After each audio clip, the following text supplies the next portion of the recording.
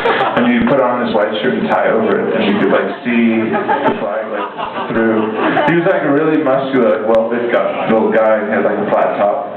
But his name was Tom Justice, and to see him with this like random flag, sort of like this very sort of Clark Kent sort of effect, it was a bit much.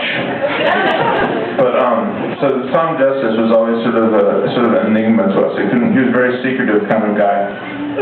We never really figured out what his thing was. But he would come to every movie, you know, as a result of working in a movie theater, you got free passes to movies, and you tend to come to see everything twice with two different women. And it was always the same two women, but you come up to get a ticket, and you'd sort of go.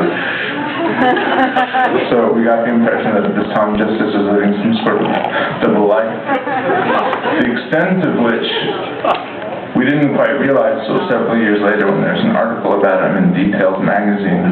It turned out that this Tom Justice was, in addition to being a movie theater employee, a two-timer and an almost Olympic bicyclist, is also a bank robber. And he had robbed banks throughout the state of Illinois, and he moved to the Bay Area, and he was robbing banks throughout the East Bay, and like the Lafayette, Danville, Walnut Creek area. At the same time that we were working with him.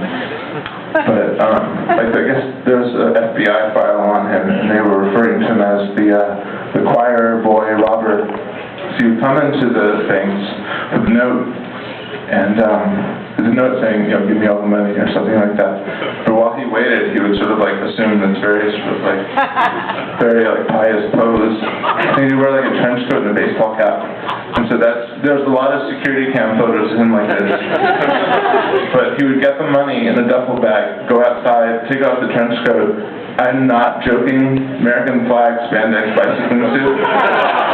He would get on his yellow graphite super expensive fancy bike and like ride through the police blockade as a result of the silent alarm.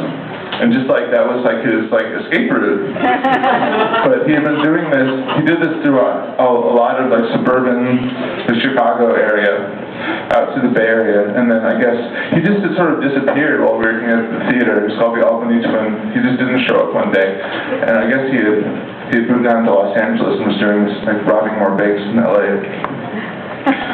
But there's some kind of complication where he was like cornered by police and he had to ditch his bicycle in the LA River and like escape on foot. But they had this really expensive fancy bicycle that they brought to like the Olympic bicycling community, and they're like, do you guys know this bike? And they're like, yeah, it's Tom Justice's bike. He won it as an award in this fancy event. So they actually caught up with him. Like the FBI showed up at his door on Thanksgiving at his parents' house in Illinois. And they caught him, and he went to jail for robbing banks. So I'm making this new record right now, and a lot of it is about bank robbery. But I'm saving all the songs. I want to keep them kind of secret until the record actually comes out. But I wanted to share that story. Someone kind of reminded me of it the other day, and it's been in the back of my mind. And it's not every day you shovel popcorn with a bank robber. And Tom Justice, he's in jail. So when I say if you're out there, what I mean is Tom Justice in jail. I'm making a record about you. I hope that's cool. He was kind of a dick, to be honest. I never liked that. He was not cool. And his physique was intimidating. I'm going to play a couple more songs. I'm going to play a song that's called Sunday Street.